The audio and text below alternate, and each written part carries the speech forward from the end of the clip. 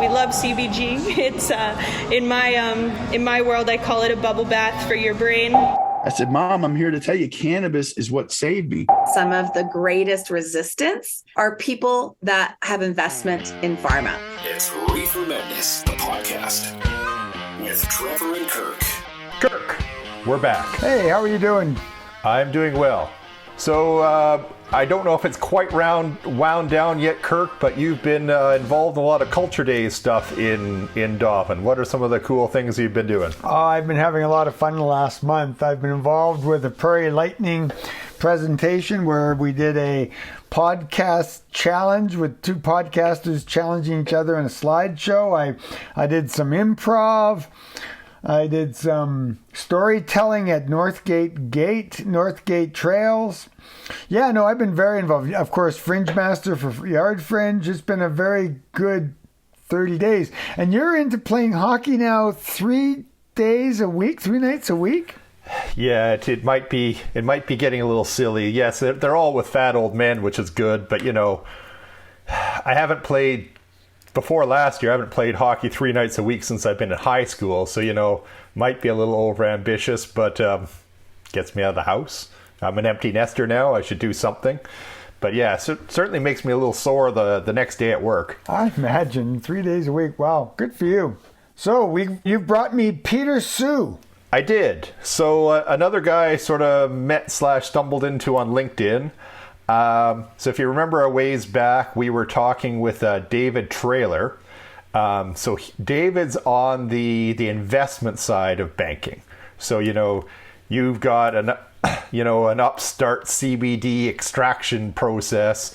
Maybe someone like David Traylor's company and Golden Eagle Golden Eagle Partners comes in and invests in you. But what if you are a dispensary in New York State? So New York is a legal state. You can do adult use. You should be able to, you know, just like opening up a coffee shop, you know, you're going to need to have some savings accounts to put some money in and to hold it until you make payroll. You're going to need some loans, you know, especially at the beginning when you're starting a business, because, you know, you probably have to buy a building or lease a building and get equipment. And so you need take out some loans. Like every business on the planet, you're going to want to have to deal with credit cards. So this all takes commercial banking. And that is surprisingly hard if instead of a coffee shop, you now have a cannabis dispensary. So that's kind of where I got into chatting with Peter. And it's not as easy as it should be in Canada, but it is definitely more difficult in the US.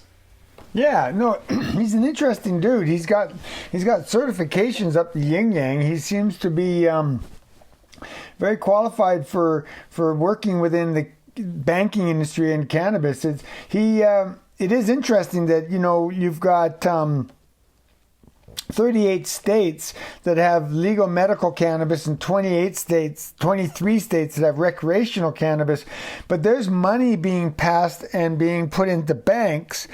So the state may say that cannabis banking is legal, but the federal government sees cannabis as a Scheduled I drug. So it's money laundering. It is money laundering. So and we'll let Peter talk about it more as he gets into this better, but almost no matter what you do as a business, a cannabis business, you theoretically at any time could have some federal agency come and shut you down. So again, not surprisingly, if you were a bank, and banks are by nature conservative and we want them to be, they go, hey, if I start doing business with this dispensary, you know, theoretically a federal regulator could come in, shut down the bank for dealing with this money laundering operation.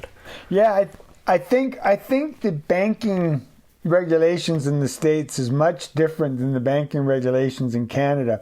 Not only do we have federally legal cannabis so that, you know, banks are able to deal with this cash flow, but I believe also we have I think all the banks are federally regulated. So unlike in the States, I think you can be a state regulated bank. Well, I like you can have private banks you in the can, States. and I asked Peter about that, and we'll come up to it, but he said, even if you were a completely within the state of New York credit union, you did no interstate commerce, still theoretically a federal regulator could come in and, yank your charter.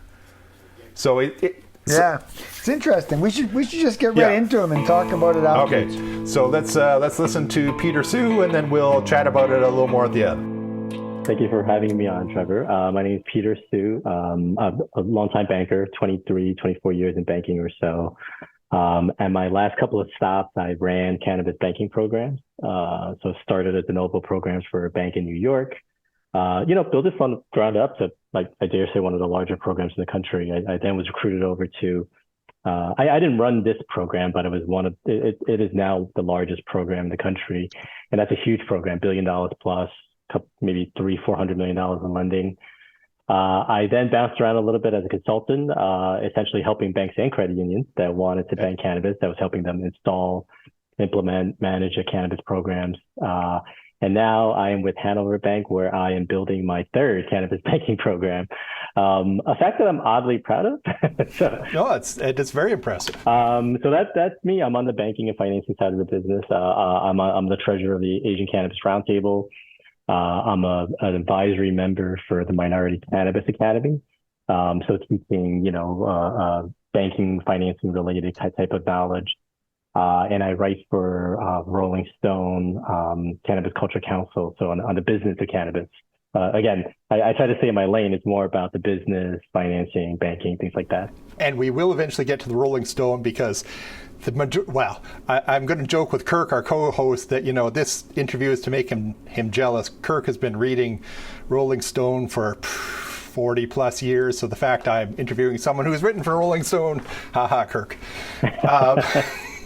But let's start with banking, because that is kind of your expertise. So, and north of the border in Canada, it is not as easy as it should be. But for those who don't know, why is it so difficult for somebody, a company? Let's pretend I have a dispensary. I've got a legal dispensary in a legal state. It's not necessarily that easy for me to, have bank accounts, have credit cards, that kind of thing in the U.S. And why is that? Sure. It's a good question. And actually, believe it or not, the answer is very simple. So forget about the bank for a second. If you're a cannabis business, so I'm in New York. I'm in the state of New York. If you own a legal dispensary, a state licensed legal dispensary here in the state of New York, what's stopping a federal agency, any federal agency, from coming in here and closing down your business? Not much. Now, if you have a medical program, the Rohrabacher Amendment perhaps offers you some level of protection with regards to that. But if you're, adult use, again, the answer is not much. So really the same dynamic, unfortunately, exists on the banking side. So in other words, if I'm a bank and I'm banking frankly, a federally illegal business, what's stopping a federal agency? So in my case, it would be FDIC. I mean, you can name it, FDIC, OCC, Federal Reserve. What stops them from coming in here and punishing me for it, censoring me, fining me, taking away my charter, et cetera? Again, not much. Now, on the banking side, believe it or not, we do actually have some level of guidance, some protection, if you will. Which is one of the critiques against safe banking, right? When safe banking first was introduced, now to be fair, it was first introduced 10 plus years ago. So 10 years, 9 attempts into safe banking, it's clear that it's not the low hanging fruit that people thought it was, right? But that's what safe banking would have done. Safe banking would have said, well, let's offer you a safe harbor protection. You, the bank, the credit union, you're banking what is now a state legal business. We're solving the discrepancy between the federal and state law by saying, you're good. We're not going to punish you purely on the basis of banking cannabis. So that's a long answer of saying, well, the reality is that the financial system, the regs, the laws are heavily predicated on preventing that from happening because it is federally illegal. Thus, it is considered money laundering. That's fascinating and I'm sure very frustrating. Yeah. So let's move from there to, well, actually, let's stick there for a second. So you're setting up your third banking system. What are you doing differently than your competitors, or what are you willing to do, or where are you sticking your neck out that other people are kind of not willing to go? Not that. Yeah, listen. Let's be fair. Publicly traded, federally insured, state chartered bank, right? So, what are we willing to do? I mean, look, we are a publicly traded, federally insured, state regulated bank. So banks will behave a certain way and won't behave in other ways. So the reality is we're an average, commercial retail bank. We're not going to go crazy and do, wild things. That said, what are we willing to do? Well, for me, the separation is mostly psychological, believe it or not. It's the stigma of cannabis. So as I mentioned before, on paper, there is a clear paper risk, right? Black and white, federally illegal. That said, we are in this position now. 38 states have medical programs, 23 have adult use. It's estimated around 500,000 people are employed by the illegal cannabis industry. So the question is, the fear is, if I was to do a financing on this building where there's a dispensary, what's stopping a federal agency from seizing that building? Again, not much. Right. Right? That said, as I mentioned, 38 states, 23 adult use, et cetera, et cetera. Is there truly the political will to do that? Would it be less risky, as I'll call it, a financial institution, if I was purely within Colorado? Well, you're in New York. If I was a purely within New York credit union, I'd have no branches, no dealings outside the state of New York. Cannabis is legal within the state of New York. Would I still have to fear, might not be the right word, but still be concerned about federal regulators if, I'm dealing with a business customer who she's running a dispensary in New York. I'm a New York credit union. There's no interstate commerce of any kind that either of us do. Would the financial institutions still have to be worried about federal regulators? Yes. Okay. Of course.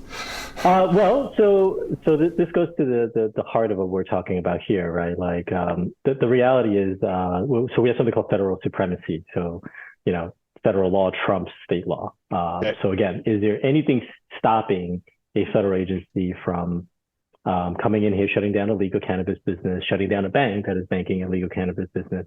On paper, not much. There is. Okay.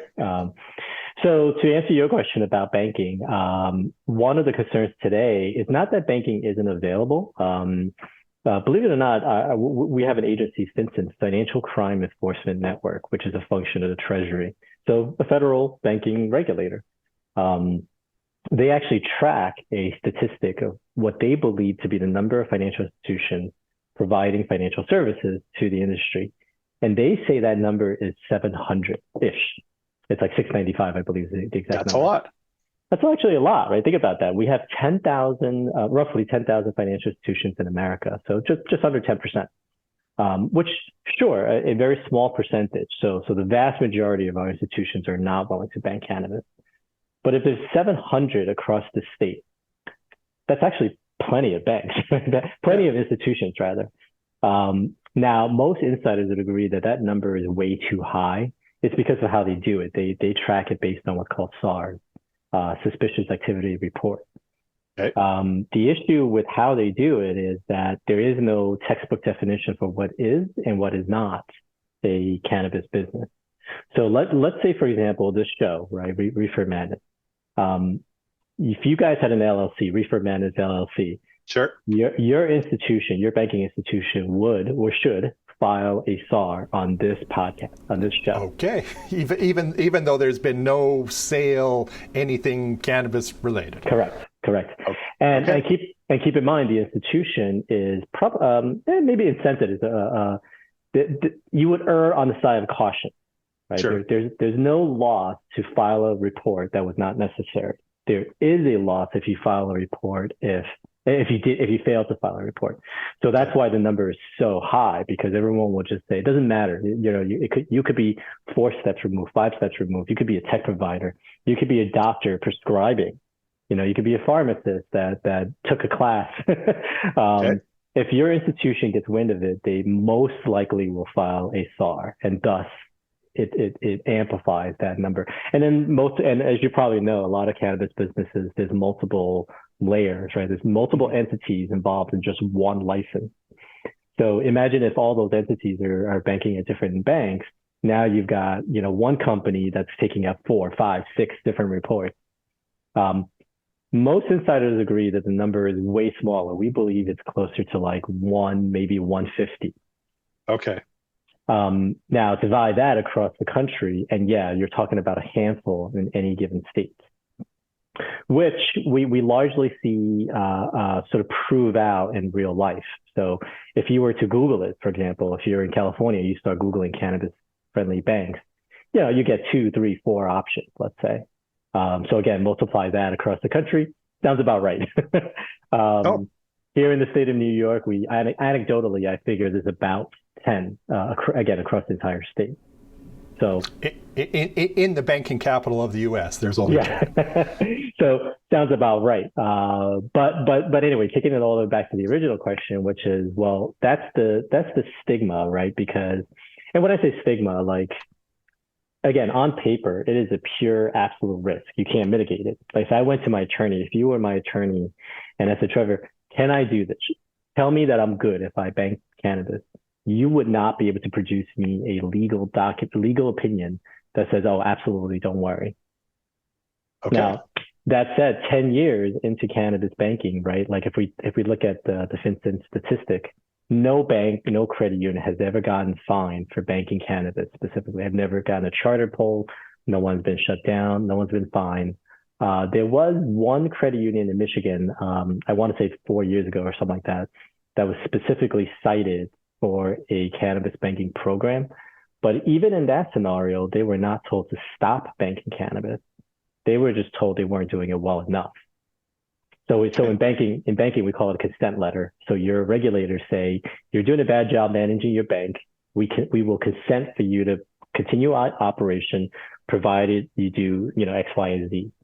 And so in their case, in the case of this Michigan credit union and a federal, so the NCUA, the National Credit Union Administration, so a federal level banking regulator did not shut down the cannabis program. They said you're not doing a good job at it. No, and then as much as I feel for the cannabis business owners, banking is understandably a conservative business. I can see why a bank would be nervous. Yes.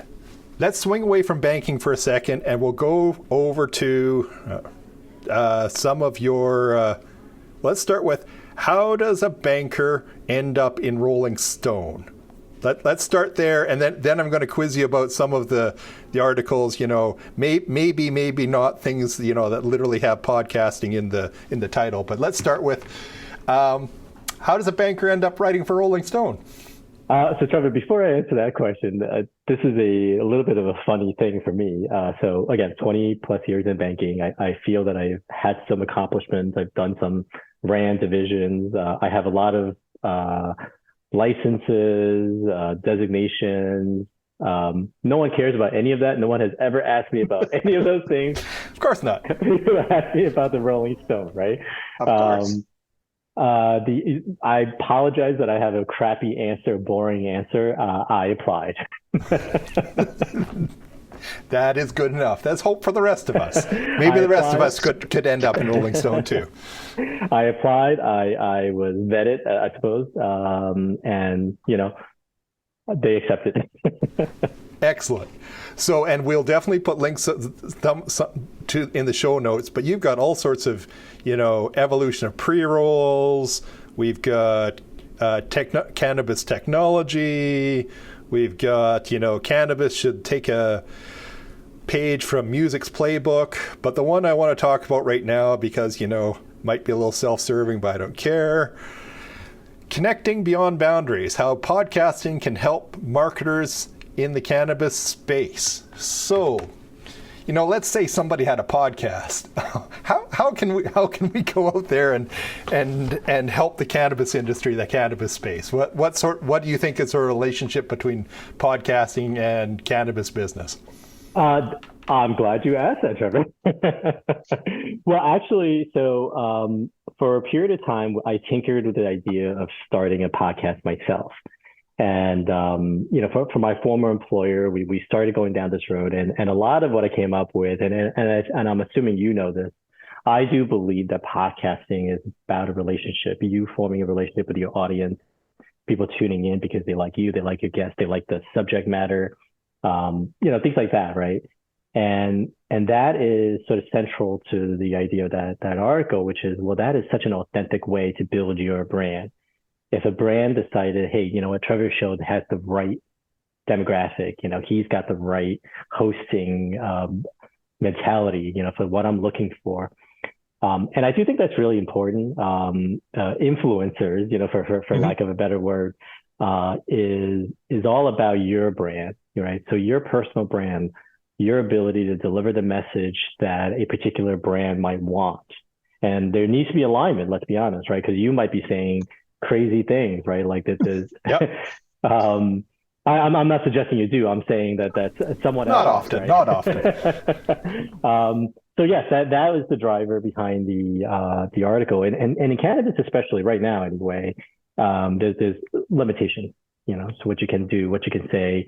Advertising rules are very strict, but podcasting gives you a relatively free platform to pursue that, because these are just sort of opinions being expressed. I could definitely see a brand sort of hiring you to interview people to talk about which is I don't want to sound like we're skirting the law, but if you can't talk about indications. You can't talk about, oh, this will definitely do this, or this will definitely do that. However, if someone is expressing a personal experience, hey, I took CBD and this happened for me, that's allowed. So that conversation, like what you and I are doing right now, is really powerful, I think, for a brand, for a product. I'm definitely cutting out this clip and emailing it to every cannabis company I can think of. Thank you. That was fantastic. We might circle back to Rolling Stone, but just because you're involved in so many interesting things, tell me about the Asian Cannabis Roundtable. What is it, and what does it do? And I think you're on the executive somewhere. Tell me a little bit about that. Well, thank you for the opportunity to talk about it. So Asian Cannabis Roundtable was started by Kristen Jordan, who, actually she's a noted figure in cannabis, keynotes a lot of our conferences, our meaning Cannabis Industry Conference, has done a variety of, very key positions in the industry, ran a real estate portfolio for one of the big MSOs, was an in-house counsel for the MSO. So really seen both sides of the business, heavy duty advocate. She actually started it sort of loosely, informally, it was just her and her friends, heavily East Coast based, and they were just hanging out. But when I came along, what her and I talked about was, it turns out there's a lot of Asians in cannabis. Right. But there were no groups that really wanted to represent that voice, really wanted to sort of insert the Asian voice at the table, if you will. And we thought that there would be a place for an affinity group like us to insert that Asian voice, represent it, if you will, amplify it as much as possible. And also on the flip side, and I'm sorry, I don't know if you know this, the Asian stigma against cannabis is actually very strong. Like within the Asian community.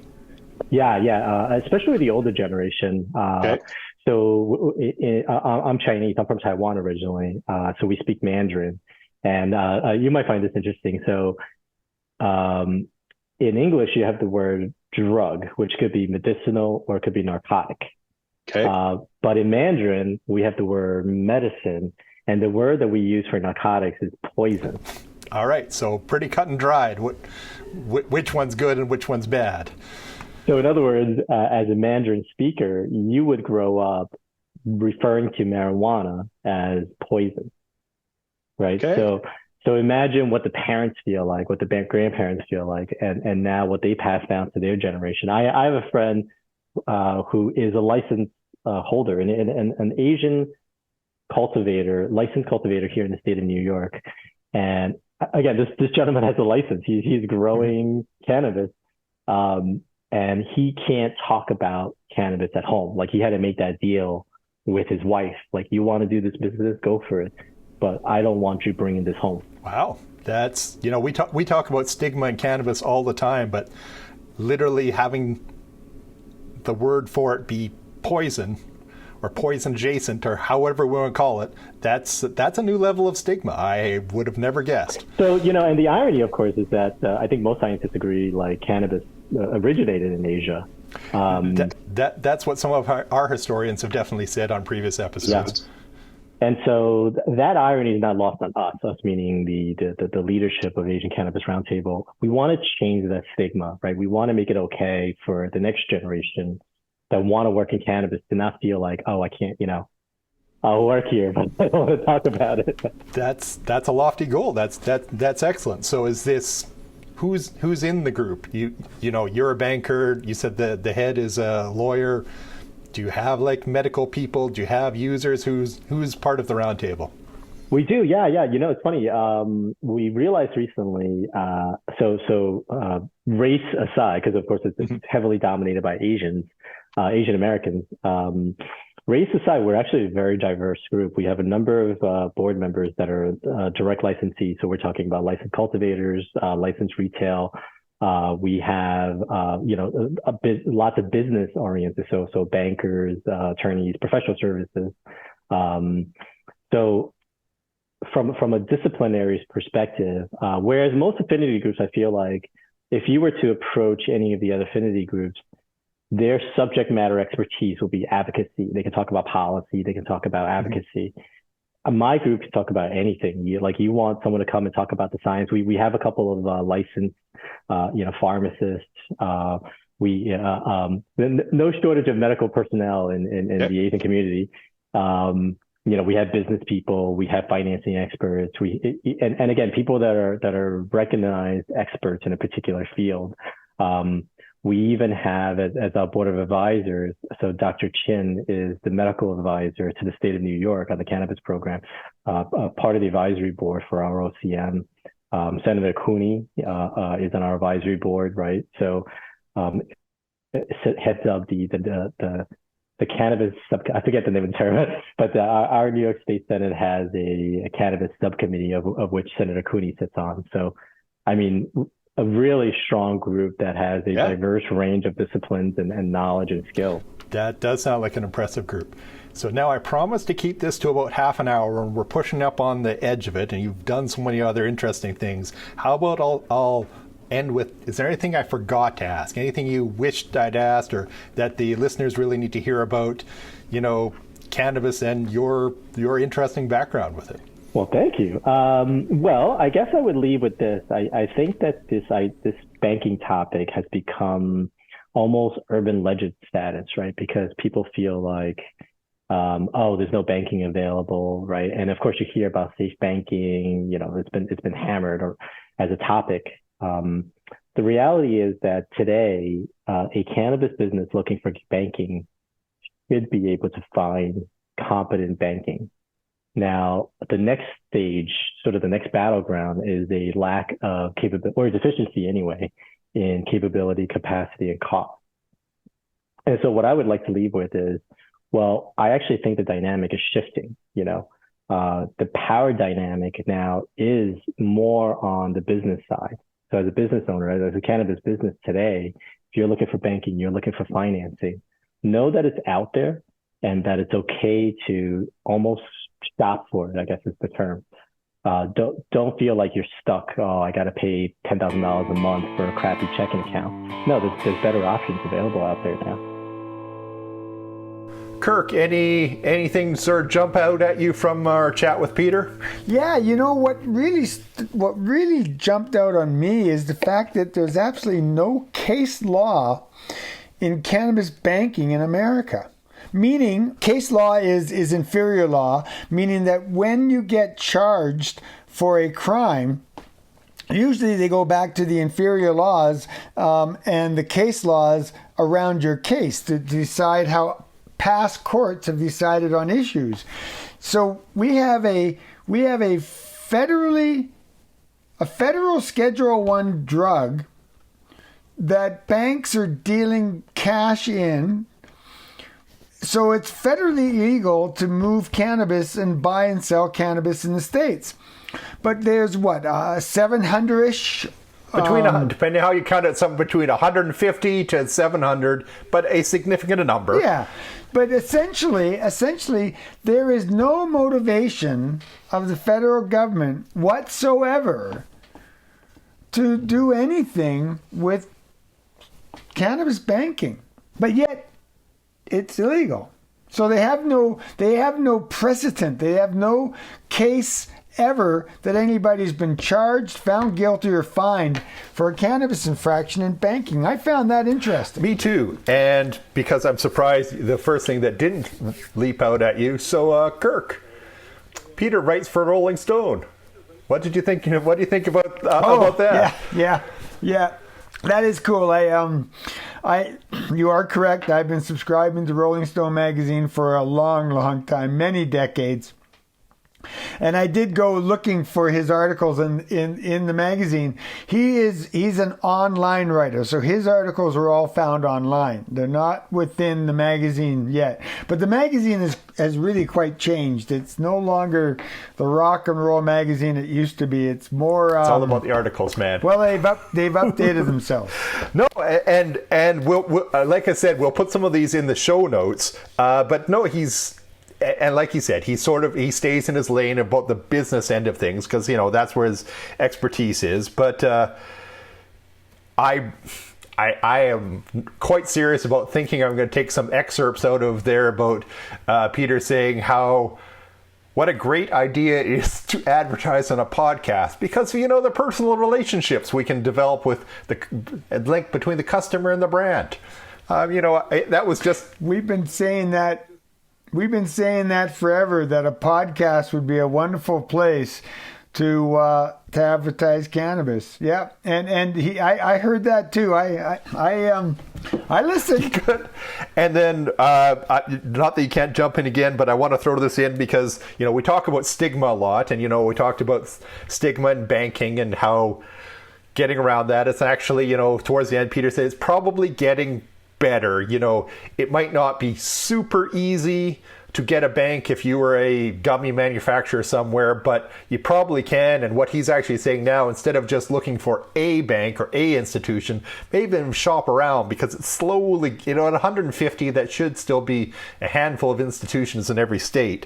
But the big stigma, and really kind of caught me off guard, was in Mandarin, there are sort of two words for cannabis. So medicine is one word, and cannabis is actually another word that's synonymous with poison. So when you're talking about to your parents about cannabis, you're saying, I'm at a poison selling business. So, that's a stigma I had never even thought of. I completely agree. I thought that was amazing.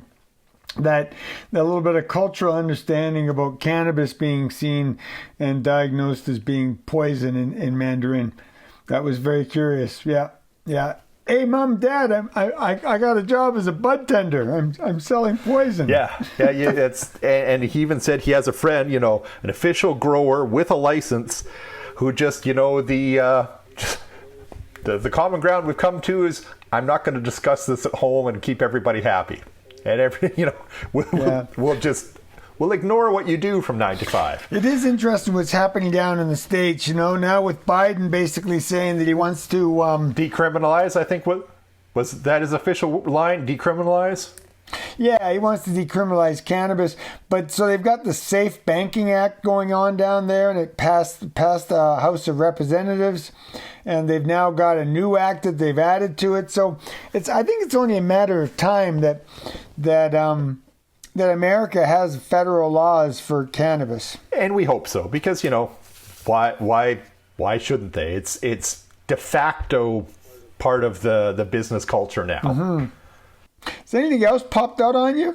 No, I really enjoyed this one. A nice wide-ranging interview again about stuff I had no idea about. But no, I really enjoyed chatting with Peter. Anything else for you? I was thinking about the Victoria Compassion Cannabis Club, Buyers Clubs. And how basically they're having a problem with banking because they are not a dispensary. They're not seen as a clinic, so it's very difficult for them to do banking because they don't fall under any laws in Canada. Yeah, and they're still in the middle of that $6.5 million fine that they had for selling cannabis illegally. So we are still having banking problems in Canada, and that goes to the whole thing about medicine versus recreational cannabis. So yeah, and in a way, the Victoria Cannabis Buyers Club is not that different than that dispensary in New York, because I'm not saying I agree with this, but they're an illegal entity. Like, they don't fall into, a recreational store. They don't fall into a medical clinic. They're in their own zone. And as far as I can tell, in the eyes of the law, that is not a legal zone. So, if you are not a legal business, well, banks don't want to have anything to do with you. So, yeah, it's still something to be solved even on this side of the border. Yeah, there is still issues around cannabis. Got anything else? No, that's about it, I think. Well, I guess we should do our usual end of episode thing now. I'm Trevor Schufeld. I'm the pharmacist. I am Kirk Nyquist. I'm the registered nurse, and we are Reefer Medness, the podcast found at reefermed.ca. If you like our podcast, please tell a friend and maybe rate us on your platform. And if you want to offer us a cannabis story, you can send us cannabis stories. We're always interested in little cannabis stories. Yeah, Reefer Medness, the podcast. Yeah, another good one. We'll talk to everybody later. Hey, it's Renee here back in the studio. That studio being in Dauphin, Manitoba, which is on Treaty 2 territory and homeland of the Métis. We always like to mention that we pay our respects to the First Nations and Métis ancestors of this land as we reaffirm our relationships. And we have some other business to take care of at the end of each show, and that is to play one final song. So we asked Peter Sue if he had a request, and he did not. So he said he trusted that we would pick something appropriate. So we looked around and thought this might work. It's Taiwan MC and Let the Weed Bun. Thanks for listening, everybody. Like the show? Let us know. We're Reefer Medness on Instagram and Facebook, at Reefer Medness on Twitter, or head over to the website at reefermed.ca to find out what we're all about and what's coming up next. Talk to you later.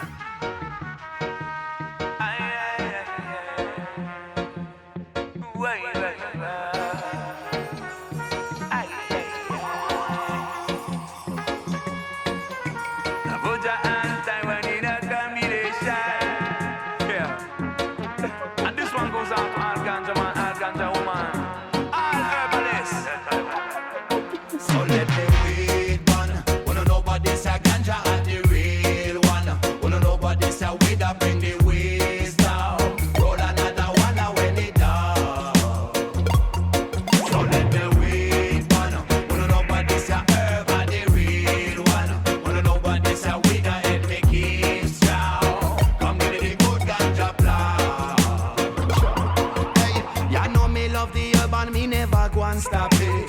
Spliff when me build them a big like rocket. Give me the highest grade, year long me stack it. I figure me young can me tired fi buy it. Fly like dove with me in a love. This a one is like a blessing from above. In a France the best way is in this song. So let the weed burn. Wanna know about this a ganja are the real one. Wanna know about this a weed a bring the weed. Roll another one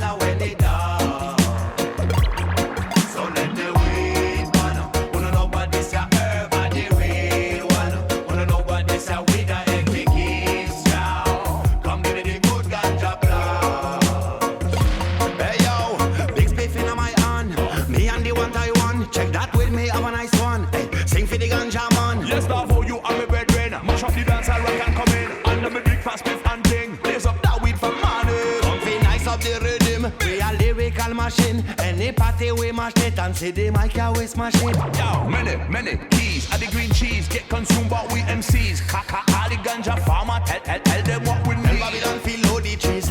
And smoke out the police. My weed are the baddest in the place. Come in and me hard and smoke on this. Herbalistic, this is how we kick it out of space, man. While we blazing up, we sing the blues like we be kings, son. Slang dang dang dang, biddle it.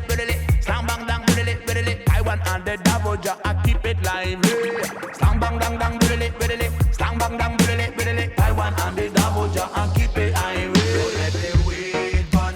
Wanna nobody say ganja at the real one. Wanna nobody say weed up bring the waste down. Roll another one when it down. So let the weed burn. Wanna nobody say herb at the real one. Wanna nobody say weed a help me keep sound. Come give me the good ganja plan.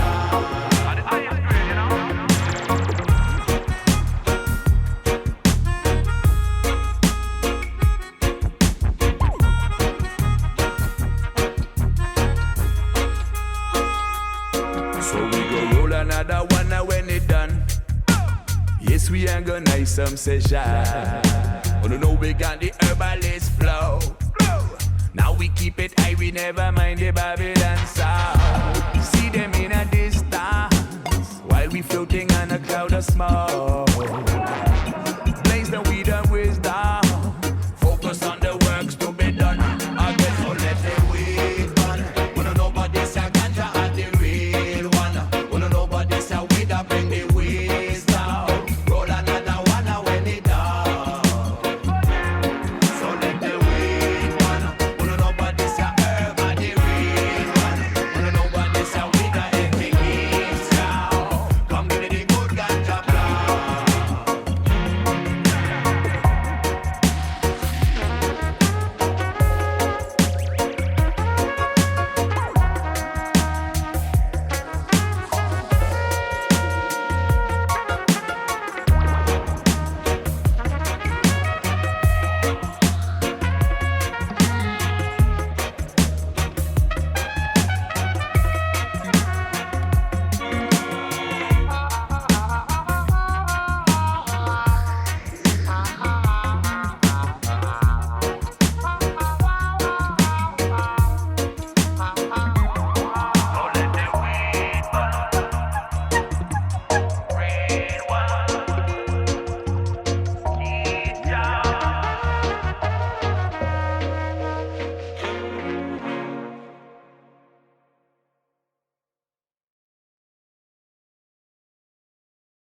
And that leads into a song.